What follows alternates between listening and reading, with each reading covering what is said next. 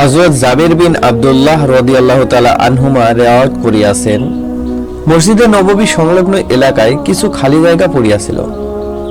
বনু সালামাদের লোকজন, যাদের ঘর বাড়ি অনেক দূরে ছিল, মসজিদের কাছাকাছি ঘর বাড়ি নির্মাণের ইচ্ছা প্রকাশ করিল।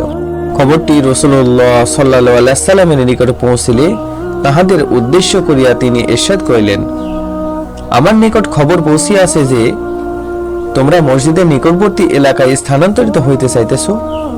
তাহারা আরজ করিলেন, জি হ্যাঁ ইয়া রাসূলুল্লাহ, আমরা এমন সিদ্ধান্ত লইয়াছি।